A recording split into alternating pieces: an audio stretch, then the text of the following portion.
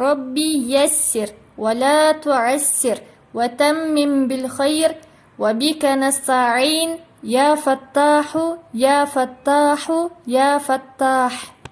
Са тамгасы. Са тыбышын айтууда тилдин учу эки тиштин ортосунда болот. Ошол эле учурда тилдин учун үстүнкү тиштерге баса тийгизип, астыңкы тиштер менен анын ортосуна боштук калтырабыз. Башкача айтканда, са тамгасы бул сакоо тамгалардан.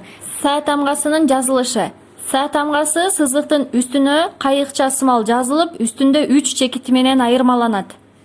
Өз абалына турганда ушундай абалда жазылат. Ал эми сөздүн башына келгенде ушундай абалда жазылат. Сөздүн ортосуна келгенде ушундай абалда.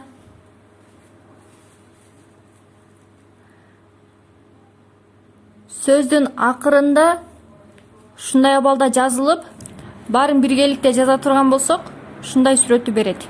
Аракеттер менен са, си, су. Са тамгасы аракеттер менен окулганда. Са бул тамганын аталышы, бирок аны окуганда сы деп окуйбуз. Фатха менен келген учурда са, касра менен келген учурда си, домма менен келген учурда су. Са, си, су. Са, си, си, су, су. Мисалы, са, си, са.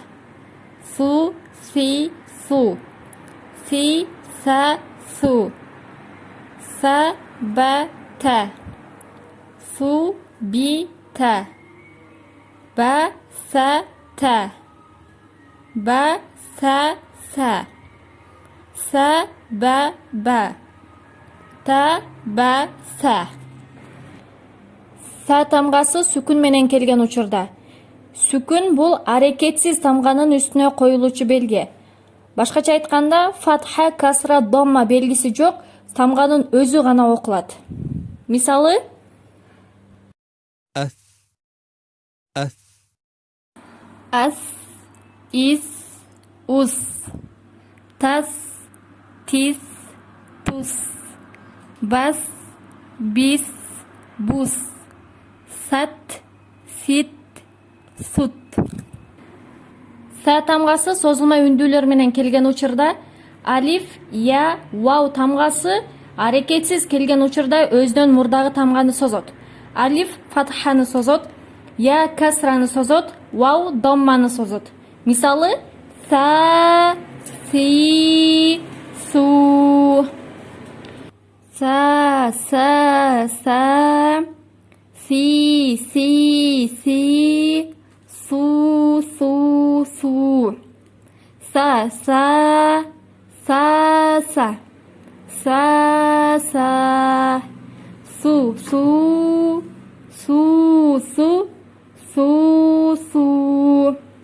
Си. Са, си. Ту, са, су. Та, су. Та, су, са. Са тамгасы танвиндер менен келген учурда. Танвин, эки домма, эки касра, эки фатха келген учурда акырына ны тыбышын кошуп окуйбуз. Сун, син, сан. Бу су, сун.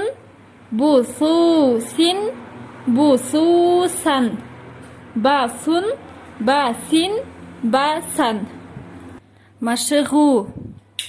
Саба, сата, баса, сасу, суба, сута, буса, суса, басаса, табаса, тасаса, субита, сутиба, басата, сабаса, сатаса, асбата, асбату, тасбиту, тусбиту, усбита, басбас, асбит, сабитун.